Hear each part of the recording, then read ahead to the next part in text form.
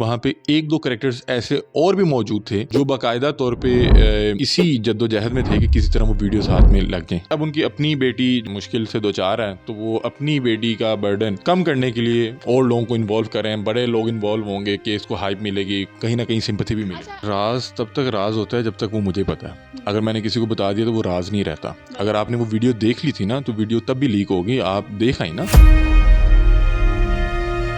By air सफ़र करना बंद कर दिया था कि मैं जब एयरपोर्ट पे पहुंचता हूं तो मुझसे लोग सवाल करते हैं तरह तरह के। तो ये जो वीडियो थी, मेरा ख्याल है कि उसके बाद वो शख्स टूट चुका था। आपकी उनसे कॉल पे बात हुई, मैं उधर ही मौजूद था। वो लिटरली रो रहा था, वो डिप्रेशन में था। हम चाह रहे थे कि ये फ़ोन बंद कर दें। वो 1 घंटा वो कह रहे थे मेरी बात सुन लो। अस्सलाम वालेकुम जी, उम्मीद है के साथ मैं हूं आपकी मेज़बान मरियम इकराम। जी नाज़रीन, जैसा कि आप लोग देख रहे हैं कि 6 से 7 माह के बाद दोबारा से एक केस रिन्यू हुआ है और वो है दानिया शाह और आमिर लियाकत। दानिया शाह के घर पर हम गए लोधरा में और 6-7 माह पहले, और वहां पर सारे केस को इन्वेस्टिगेट किया और जो हकाइक हैं वो आवाम तक पहुँचाए। और एकदम से एक ऐसी आवाज़ आई कि आमिर लियाकत की वीडियोज़ लीक हो गई, और उस वक्त में आमिर लियाकत की वीडियोज़ लीक होने की वजह से वो इंतकाल भी कर गए। और सब लोग जिनको ये चीज़ ऑब्जर्व की, उन्होंने यही कहा कि आमिर लियाकत डिप्रेशन की वजह से इंतकाल किए हैं। तो खैर, अभी 6 से 7 माह बाद दोबारा से केस रिन्यू हुआ है और आवाज़ आई है कि दानिया शाह को गिरफ्तार कर लिया गया है साइबर क्राइम से। और साइबर क्राइम ने जब उनको गिरफ्तार किया है तो वो इल्ज़ाम ये है कि उन्होंने वीडियोस लीक की हैं।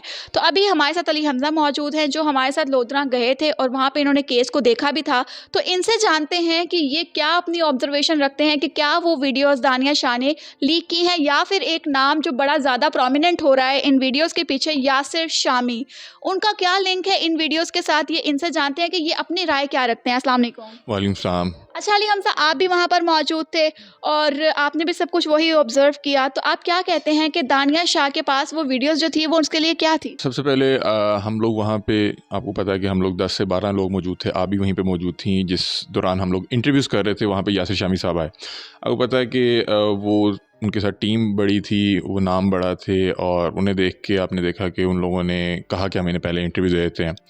तो आपने देखा कि जो दानिया शाह थी वो यासिर शामी साहब के साथ और उनकी टीम के साथ एक रूम में, मेरा ख्याल है कोई 1 घंटे के लिए थे, जहाँ पे इंटरव्यूज़ हो रहे थे। लेकिन मुझे पर्सनली ये नहीं लगता कि दानिया शाह ने लीक की होगी।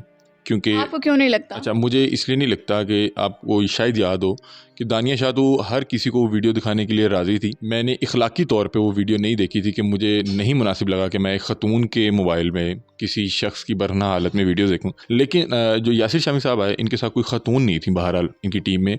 तो मेरा ख्याल है कि बीइंग अ रिपोर्टर आपको वो वीडियोस, मेरा ख्याल है कि उन्होंने ज़रूर देखी होंगी। यासिर शामी साहब ने भी देखी होंगी कि पहले वो इस चीज़ को कंफर्म करना चाह रहे होंगे कि क्या वाकई इस तरह की कोई वीडियोस है भी हैं। तो मेरा ख्याल है कि उन्होंने वीडियोस देखी होंगी, और हो सकता है कि जिस तरह वो एक बड़ा नाम है, वो दानिया भी आपको पता है जिस तरह सोशल मीडिया पे एक्टिव है, वो भी बहरहाल यासिर शामी साहब को तो जानती थी। हो सकता है कि उन्होंने वीडियो के कुछ स्क्रीनशॉट या वीडियो शेयर कर दी हो।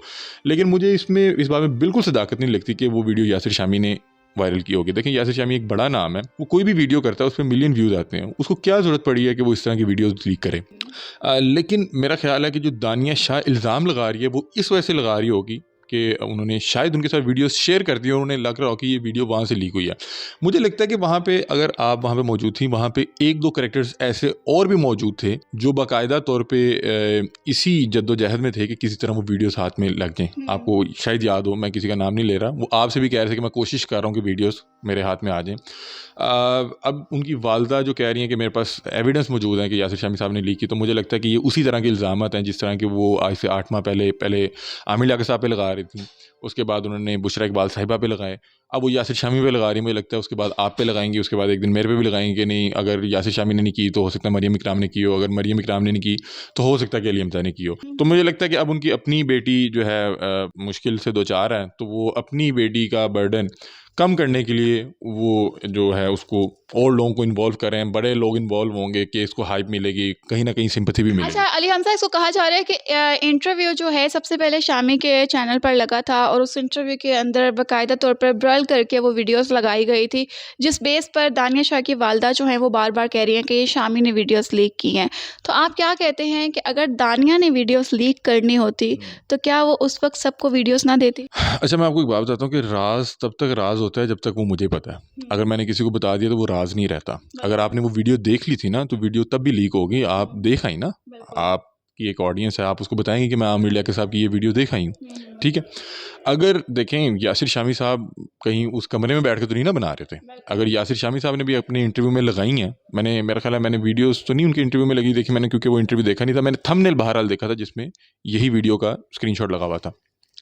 तो अगर आपने यासिर शामी को भी दी हैं तो भी आपने ही लीक की हैं। क्या ख्याल है? अगर मतलब कि आपने, दानिया पर ही आप कह रहे हैं। मेरा ख्याल है कि लीक दानिया ने ही की, क्योंकि उन्हीं के मोबाइल में थी, उन्होंने ही यासिर शामी को दी। अगर यासिर शामी को मिली तो हो सकता है कि किसी और को भी मिली हो। अच्छा अली हमजा, जैसे कि आप जानते हैं कि आमिर लियाकत साहब मेन स्क्रीन के हीरो थे, पाकिस्तानी नहीं बल्कि दुनिया भर में उनको देखा जाता था और माँ बाप स्पेशल कहते थे आमिर लियाकत का प्रोग्राम आया वो देखो। और इतना फेम कमाने वाला इंसान डिप्रेशन की वजह से इंतकाल कर गया। तो आप क्या कहते हैं कि आमिर लियाकत के इंतकाल के पीछे किसकी गलती है, किसका हाथ है?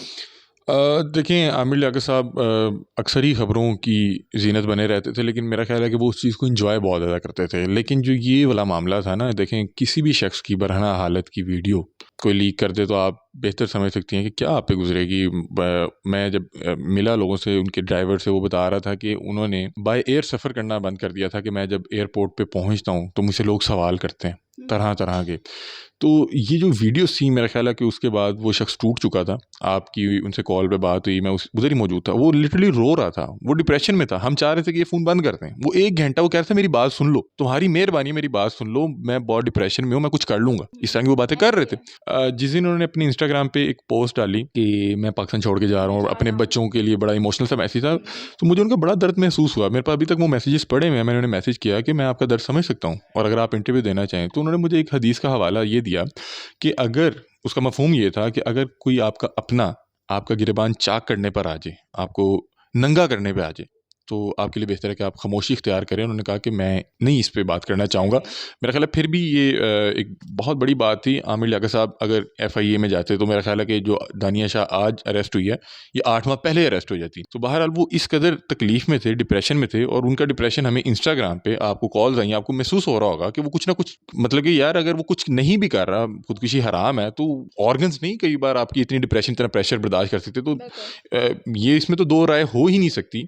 यही वो वीडियो थी और यही वो मामला था जिसको वो इतना सवार कर चुके थे, जो उनकी मेरा ख्याल मौत का बाइस बना। अच्छा अली हमजा, लास्ट सवाल करना चाहूँगी। आप क्या कहते हैं कि दानिया को डायरेक्टली 10 साल की जेल करवा देनी चाहिए, कर देनी चाहिए हमारे जो अदारे हैं उनके थ्रू, या फिर इसको केस को इन्वेस्टिगेट करना चाहिए? अच्छा, देखिए, मैं यहाँ पे ना किसी को भी जज करने तो नहीं बैठा हुआ, लेकिन आप जो इंटरव्यू करते हैं, जो आपकी एक राय बनती है, तो मैंने इनसे पूछा था कि क्या आप किसी भी सूरत वापस आना चाहेंगी?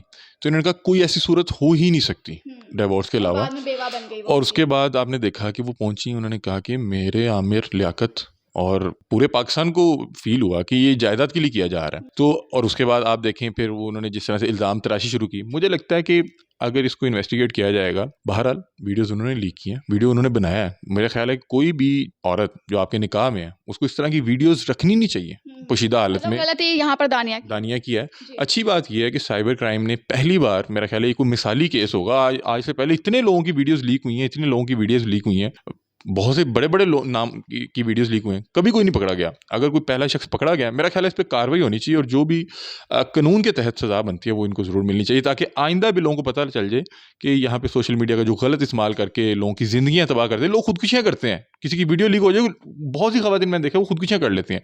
तो मेरा ख्याल है ये एक मिसाली केस होगा। बिल्कुल जी, नाज़रीन इस वक्त हमारे साथ अली हमजा मौजूद थे, जिन्होंने वहाँ पर जाके केस को कवर भी किया था और बहुत से मामलात इनके सामने भी आए थे और साफ-साफ ज़ाहिर हो रहा था कि दानिया और उसकी माँ जो हैं वो लालची औरतें हैं और वो वीडियोज़ के थ्रू वो कुछ ना कुछ करना चाह रही थी, और उसके बाद उन्होंने लीक की कि ये साइबर क्राइम जो है मज़ीद इन्वेस्टिगेट करेंगे। तो हम लोग मुंतज़िर हैं कि आखिरकार सज़ा कितनी दी जाएगी दानिया शाह को, क्योंकि ज़ाहिर है कि इस तरह की वीडियोज़ बनाई गई और उनके निकलने के बाद ही आमिर लियाकत साहब इस दुनिया से रुखसत हो गए।